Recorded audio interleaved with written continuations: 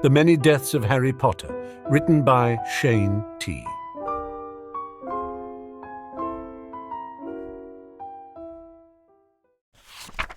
Chapter 13, Mirror.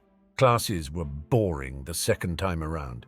While it was true that Harry was getting a reputation as a particularly gifted student, he knew better. Being the first to turn a matchstick into a needle wasn't much of an accomplishment when you'd been practicing it for 2 months while the others were trying for the very first time. Potions was still a challenge because Snape assigned Neville as a partner when it was clear that he was somewhat better at preventing disasters than any of Neville's other partners. Partially it was greater experience, and partly it was painful memories of the disasters Neville had created the last time. Astronomy, history of magic and herbology were horribly boring, however. Charms was a little better, although in the first months it was mostly written work. Harry got much better at the Lumnos charm. He was better at avoiding the bullies as well. He didn't remember every time they'd caught him unaware over the past 2 months, but he remembered often enough that it was difficult for them to catch him.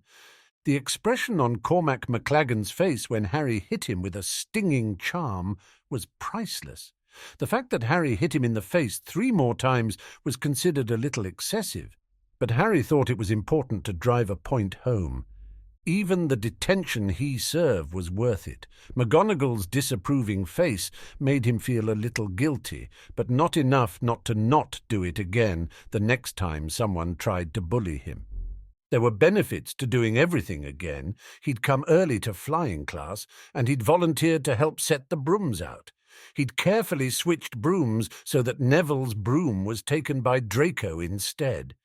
Draco was the one to go to the infirmary, and a week later when they returned, the old broken-down brooms had all been replaced by new, more serviceable school brooms, presumably donated by the Malfoy family. He ducked the hair loss spell, and it was Malfoy that the Weasley twins inflicted with the balding spell. Harry hadn't intended for that to happen, but he wasn't particularly bothered. The fact that Draco tried ineffectually to retaliate turned the Weasley twins' attention away from him and onto Draco and his cronies. What followed was a brief prank war that Harry found himself enjoying. After the first incident, McLaggen was much more cautious about physically attacking Harry, although he made sure to say insulting things whenever he thought Harry could hear him. Harry always pretended that he hadn't. It was easier than another detention. The older boys, Hooper and Jordan, still caught him sometimes, although it occurred less frequently than it had been the last time. They were much more cautious in what they did because Harry had shown a vicious streak in retaliating. Harry made sure to try to give as good as he got, and while he wasn't always successful, he made it painful enough, often enough, that the older boys were more cautious. 2 weeks after the Hat had sorted him, Harry approached Oliver Wood, eager to show him the skills he now had and resume training. Unfortunately, Wood wasn't interested. "I saw what you did to McLaggen's face," Wood said. "Why would I teach you to do even worse?" His tone was unfriendly, and the look he gave Harry was even more so. It was a shock to Harry, compared to the almost brotherly way he'd treated Harry before. "You saw how he was treating me," Harry protested. "He wasn't going to stop." "How do you know that?" Wood asked. "He was just a little angry." In this time, McLaggen hadn't bullied Harry over and over again. Harry had barely allowed him one incident before lashing out. His anger over what had happened wouldn't make sense because it hadn't happened yet, and now that McLaggen feared him, it probably wasn't ever going to happen. "I've got to protect myself from Jordan and Hooper," Harry said. "They're just angry because of what you did to McLaggen," Wood said. "Don't you think you have it coming?" "I'm a first year, they're third years. You think it's fair that they can do whatever they want?" "That stinging hex you used on McLaggen is a third-year spell," Wood said. "I imagine you'll do just fine." No matter how much Harry pleaded with him, Wood wouldn't budge. As far as he was concerned, Harry could take care of himself. It surprised Harry just how much it hurt, losing that relationship. The slow friendship he'd been developing with the older boy was gone in the space of an instant, and Harry wasn't sure that he'd ever get it back. Considering the mistrust he'd created in fighting back with McLaggen, it didn't seem likely. He did manage to talk Pusey into training him, and the older boy was amused to see just how much Harry already knew early in the school year. He refused to believe that Harry had been raised by muggles, assuming that Harry had been trained by some wizarding family or other. It was frustrating, cutting his training time in half, but there weren't any other Slytherins that he trusted enough to get to train him, and McLaggen and the others were spreading rumours about him to the other houses as quickly as they could. It was frustrating. Although he was bullied less this time around, he was less popular than he had been before. He felt even more isolated. Pusey began working with him on shielding charms, which normally wouldn't be taught until second year, and leg-locking charms and finite incantatum, which were first-year charms. The shielding charms were enormously difficult, and it was more than a month before Harry was even able to hold a shield up that was any stronger than a soap bubble. Afterwards, he could practice on his own, with Neville and Hermione throwing things at him. Hermione insisted that he show her how to cast the shielding charm, even though he refused to tell her where he'd learned it. The humiliating thing was that she managed to form as good a shield in a week as he had in 3. Yet she insisted as seeing him as a talented wizard. Everyone was convinced that because he knew a couple of spells that were advanced for his age, he was some kind of gifted student. Harry saw himself as simply more motivated. His death by troll had been the last straw. If anything convinced him that he needed to learn all the magic that he could, it was that.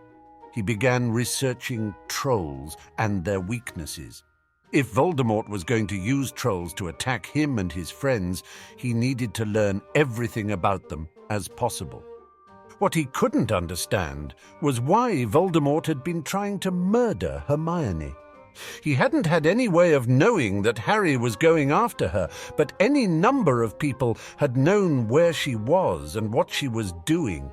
He couldn't understand why Voldemort had focused on her instead of him. She didn't do his homework or provide him with any answers. She didn't do anything for him other than be his friend. The thought that Hermione's presence in the path of the troll had been entirely coincidental occurred to him, but he quickly dismissed it. Voldemort was obsessed with Harry, or at least that was what Harry believed. The thought that Voldemort might have some other plan at the school occurred to him as well. However, no matter how Harry tried to come up with something, the only things he could think of that Voldemort might want at the school was the lives of Harry and Dumbledore. Although he kept expecting another attempt at shoving him down the stairs, it never materialized. While he never really let his guard completely down, he stopped believing that Voldemort was trying to murder him every minute. He knew he was simply waiting for his moment, and so Harry tried to never give it to him. Harry had nightmares in which the troll was chasing him, along with men with faces in the backs of their head. He dreamed of clubs and daggers, of bodies with bones sticking out and blood. Malfoy and the others complained, and the nurse tried to give him a potion to make his sleep dreamless, although she warned him that he couldn't take it on a long-term basis, as it could be addictive. Harry wouldn't have minded having a room of his own if he didn't think that would make him more vulnerable, not less. Given his boredom in class, he began reading ahead. He especially wanted to know what kind of things he could expect from older and more dangerous wizards. He found something a little further along in his class syllabus, and he managed to get Pusey to teach he the slicing charm. It was a first-year spell that was mostly used in tailoring and for other mundane uses. What he had in mind for it was something different. "Why is there a big lump of wood in the middle of the room?" Malfoy asked. He stared at Harry balefully. He knew who the twins had really been aiming at with the baldness spell, and he'd never really forgiven him. Even the last time their relationship had never been good, but now it was positively frosty. "It's a tree trunk," Harry said. He'd managed to track down a house elf and talk one into finding one for him, although it had refused to carry it to his room. Apparently there were some limitations on what Hogwarts would allow its elves to do for the students. Some purebloods would probably work the poor things to death, if rules weren't enforced. "Why is there a tree trunk in the middle of the room?" Malfoy asked. "Is this some sort of mudblood thing?" Crabbe and Goyle stared at the trunk, which had been hard to acquire and even harder to wrestle into their room. "I'm practicing," Harry said, ignoring him. "Practicing what?" "Diffindo," Harry said. With a motion of his wand, he sliced a little of the bark off the wood.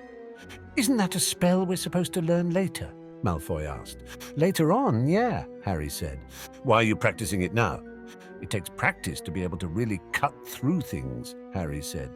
"Diffindo." Another chip flew off the wood. It was disappointing. From someone with experience and power, the spell was able to do a lot more.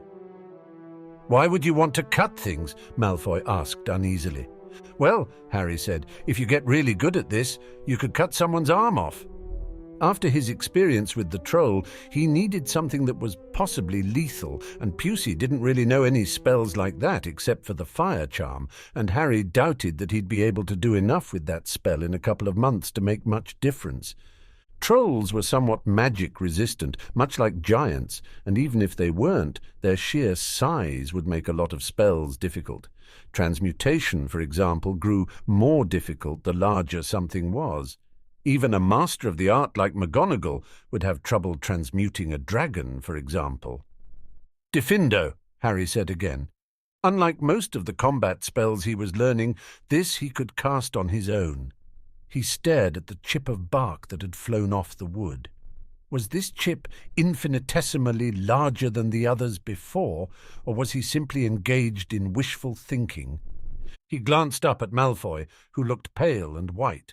For some reason the other two with him didn't look much better. "Are you all right?" Harry asked.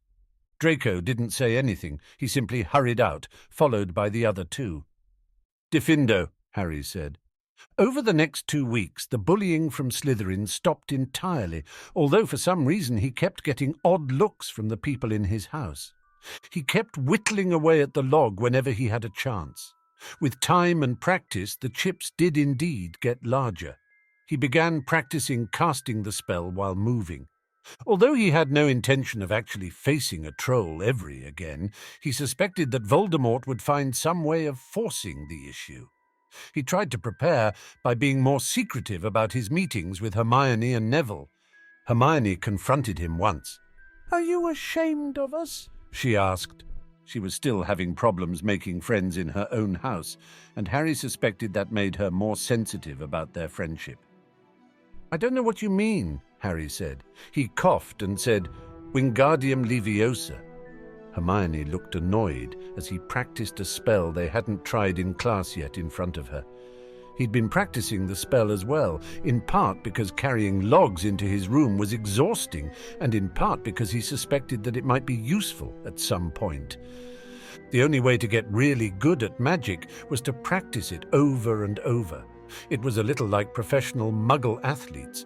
They had to spend thousands of hours perfecting their craft, doing the same things over and over until they were perfect. Harry had once heard that it took 10,000 hours of practice to become a genius at something. While he didn't know that he believed that, it sounded like a goal to reach for. "You never want to be around us," Hermione said. "And if other people are around you, pretend like we aren't together." "Neville said people were pressuring you," Harry said, levitating a third quill. "I don't want to cause you any problems." It was easier to stare at the dancing quills than to look Hermione in the face. Part of him wanted to blurt out just how important their friendship was to him, but he knew he couldn't afford to tell her that. He'd almost gotten her killed the last time around. He couldn't afford to do it this time. If he was a better person, he'd have stopped talking to her entirely, but having lost his friendship with Oliver Wood and being isolated by the other houses, he felt he'd have gone a little crazy without someone to talk to. "Neville shouldn't have said anything," Hermione said irritably. "I can handle bullies." Harry smirked. "If you say so." "Still," she said, "you don't have to act like you're ashamed of us." "I'm not," Harry said. He added a fourth quill to the ones dancing in front of him, but he was already feeling strained. "But there are people who would hurt you to get to me if they knew how important you were." They were in the library, and he would have liked to levitate books, but the librarian had booted him out the last time he'd dropped one. It had taken Hermione 3 days to forgive him. Now he limited himself to quills, and instead of trying to increase the weight, worked at increasing precision and the number of objects.